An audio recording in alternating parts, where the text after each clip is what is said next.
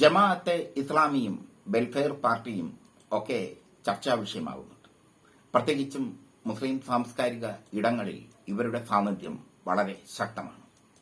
ഇവർക്കൊരു ദിനപത്രവുമുണ്ട്, മാധ്യമം. അത് ജമാഅത്തെ ഇസ്ലാമിയുടെ പത്രമാണ്. അതിൽ പോലും അവർ കർക്കശമായ ചില നിബന്ധനകൾ പാലിക്കാറുണ്ട്.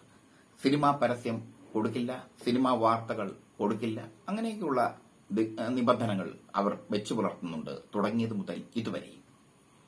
വെൽഫെയർ പാർട്ടിക്ക് വടക്കൻ മലബാറിൽ ചില പോക്കറ്റുകളിൽ വലിയ സ്വാധീനമുണ്ട്. കോഴിക്കോടും മലപ്പുറത്തുമൊക്കെ തദ്ദേശ സ്വയംഭരണ തെരഞ്ഞെടുപ്പിൽ അവർ മത്സരിക്കാറുണ്ട്. ഇത്തവണ അവർക്ക് ശക്തിയില്ലാത്ത, അവർക്ക് ജയസാധ്യതയില്ലാത്ത സ്ഥലങ്ങളിൽ മത്സരിക്കേണ്ട എന്നാണ് അവർ തീരുമാനിച്ചിരിക്കുന്നത്.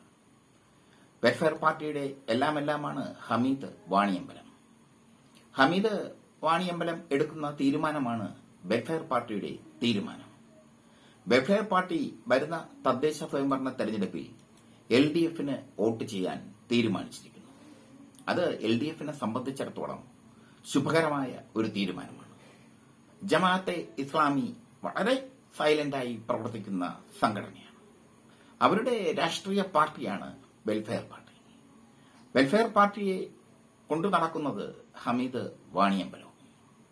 ഈ സാഹചര്യത്തിലാണ് വെൽഫെയർ പാർട്ടി ഇങ്ങനെ ഒരു തീരുമാനം എടുത്തിരിക്കുന്നത്. അവർക്ക് ശക്തിയുള്ള, അവർക്ക് ജയിക്കാൻ കഴിയുന്ന വാർഡുകളിൽ അവർ മത്സരിക്കും. ജയിക്കാൻ കഴിയാത്ത വാർഡുകളിൽ അവരുടെ വോട്ട് LDFന് മറിക്കും. നിയമസഭാ തെരഞ്ഞെടുപ്പിലും ഇതേ പാറ്റേൺ തന്നെ അവർ പിന്തുടരും. കഴിഞ്ഞ നിയമസഭാ തെരഞ്ഞെടുപ്പിൽ LDF കുതിച്ചതിന് പിന്നിൽ മുസ്ലിം സമുദായത്തിന്റെ വോട്ടായിരുന്നു. മുസ്ലിം സമുദായം ഒറ്റക്കെട്ടായി LDFന് വോട്ട് ചെയ്തപ്പോൾ പിണറായി ഈസിയായി തുടർ ഭരണത്തിൽ എത്തുകയും ചെയ്തു.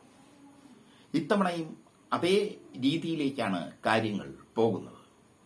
UDF അധികാരത്തിൽ വന്നു കഴിഞ്ഞാൽ BJPയെ ചെറുക്കാൻ ഒരു ശക്തി ഉണ്ടാകില്ലെന്നും BJP സംഘപരിവാർ സംഘടനകളെ ചെറുക്കാൻ CPMന് മാത്രമേ കഴിയുകയുള്ളൂ എന്നും SDPയും വെൽഫെയർ പാർട്ടിയും ഒക്കെ കഴിഞ്ഞ തെരഞ്ഞെടുപ്പിൽ തീരുമാനിക്കുകയും അവർ CPMന് വോട്ട് LDFന് വോട്ട് ചെയ്യുകയും ചെയ്തു. നേമത്തെ ശിവൻകുട്ടി വിജയിച്ചത്, നേമത്തെ മന്ത്രി V ശിവൻകുട്ടി വിജയിച്ചത് ഇവരുടെ SDPയുടെ പൂർണ്ണമായ പിന്തുണയോട് കൂടി തന്നെയാണ്. അവർ പരസ്യമായി തന്നെ പറഞ്ഞു, നേമത്തും കഴക്കൂട്ടത്തും തങ്ങളുടെ വോട്ട് LDFനാണെന്ന്. അതവർ കൃത്യമായി ചെയ്യുകയും ചെയ്തു. തിരുവനന്തപുരം സെൻട്രലിലും SDPI വോട്ടുകൾ കൃത്യമായി LDFന് വീണു. അതാണ് ആന്റണി രാജു തിരുവനന്തപുരം സെൻട്രലിൽ അട്ടിമറി വിജയം നേടാനുള്ള കാരണം. ആന്റണി രാജു VS ശിവകുമാറിനെ തോൽപ്പിക്കുമെന്ന് ഒരിക്കലും പ്രതീക്ഷിച്ചിരുന്നില്ല.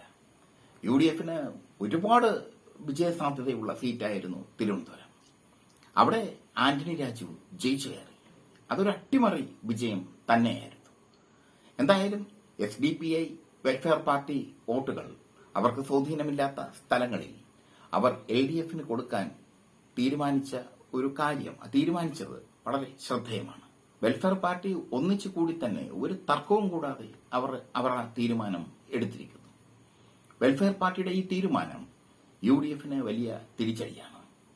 വടക്കൻ മലബാറിൽ പലയിടത്തും അവർക്ക് ജമാഅത്തെ ഇസ്ലാമി ശക്തമാണ്, വെൽഫെയർ പാർട്ടി ശക്തമാണ്.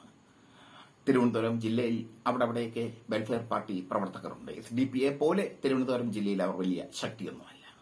പക്ഷേ വെൽഫെയർ പാർട്ടി പ്രവർത്തകർ തിരുവനന്തപുരത്തും ഉണ്ട്. ഒരുപാട് സ്ഥലത്ത് അവർ സാംസ്കാരികമായ പരിപാടികൾ നടത്താറുണ്ട്, അവരുടെ ആശയങ്ങൾ പ്രചരിപ്പിക്കുന്ന പരിപാടികൾ. എന്തായാലും വെൽഫെയർ പാർട്ടിയുടെ ഈ തീരുമാനം അത് LDFന് വലിയ ഒരു മുൻകൈയാണ് തദ്ദേശ സ്വയംഭരണ തെരഞ്ഞെടുപ്പിൽ നേടിക്കൊടുത്തിരിക്കുന്നത്. നിയമസഭാ തെരഞ്ഞെടുപ്പിലും വെൽഫെയർ പാർട്ടി ഇതേ രീതിയിൽ തന്നെ പ്രവർത്തിക്കും എന്നാണ് അവർ നൽകുന്ന സൂചന.